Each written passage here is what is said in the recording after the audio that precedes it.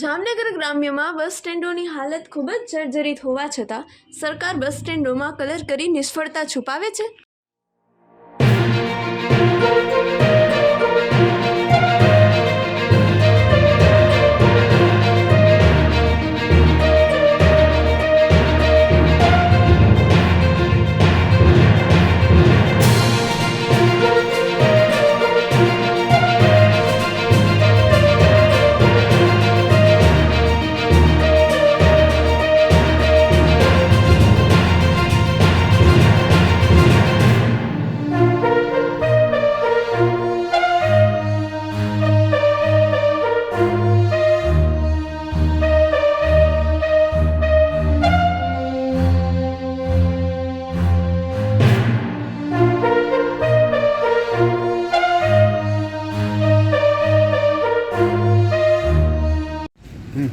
જે આમરા ગામનું bus station છે અને ત્યાં જર્જરી છે અને સળિયા દેખાય છે।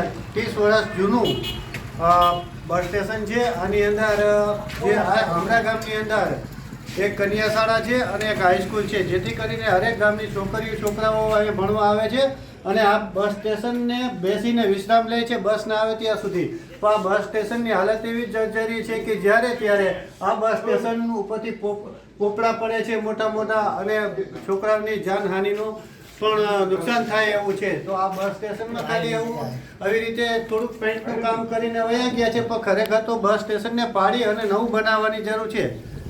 આમરા ગામમાં બસ સ્ટેન્ડમાં ગાંધીનગરથી એક કલરની ટીમ આવી હતી અને એ ટીમના લોકો જણાવતા હતા કે દિલીપભાઈ, અમે જામનગર જિલ્લાના બધા બસ સ્ટેન્ડોમાં જે ગામના બસ સ્ટેન્ડો હોય ને એમાં અમને કલર કરવા માટેની એક સૂચના આપેલી છે। એટલે મેં ગામની પેલા બસ સ્ટેન્ડની સ્થિતિ ખૂબ જ નબળી છે। 30 વર્ષ જૂનું એ બસ સ્ટેન્ડ છે, 30 થી 40 વર્ષ જૂનું। એમને ક્યારેય રિપેર કરવામાં નથી આવ્યું અને અમે માંગણી પર અગાઉ મૂકેલી છે કે આ બસ સ્ટેન્ડ રિપેર કરવામાં આવે અથવા નવું બનાવવામાં આવે, પણ સરકાર અત્યારે ફક્ત કલર કરે છે અને કલર પણ કેવા સમયે કરે છે। આ 24ની ચૂંટણીની જાજી વાર નથી, 4 થી 5 મહિનાની વાર છે અને એ કલરની જે ગુણવત્તા હતી ને એ પણ એકદમ ચૂના ટાઈપની હતી કે 4 થી 5 મહિના જ ટકી શકે। એટલા માટે હું સરકારને પણ વિનંતી કરું કે તમે વિકાસ કરો, પણ આવો ખોખલો વિકાસ ના કરો। તમે લોકોને મજબૂતીવાળો વિકાસ કરો, લોકોને કામ ઉપયોગી થાય। અત્યારે એ તમે આ બસ સ્ટેન્ડની હાલત જોઈ શકો છો।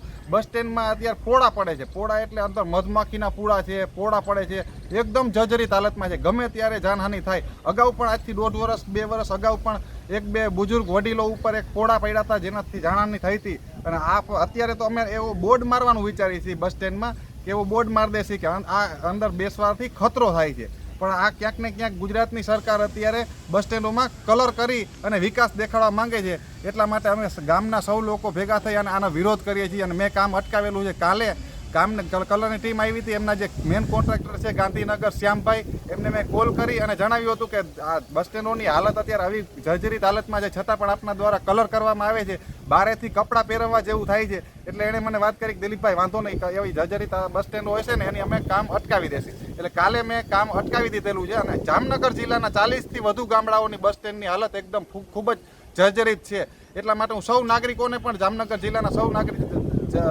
નાગરિકોને વિનંતી કરું છું કે આવા ક્યાંય પણ તમને બસ સ્ટેન્ડોમાં કે કોઈ પણ જગ્યાએ આવી રીતના ખોટો વિકાસ થતો હોય ને, ખોખલો વિકાસ, એ તમે અટકાવો અને આવી રીતના આપણે આગળ આવીએ। જય હિન્દ, જય ભારત।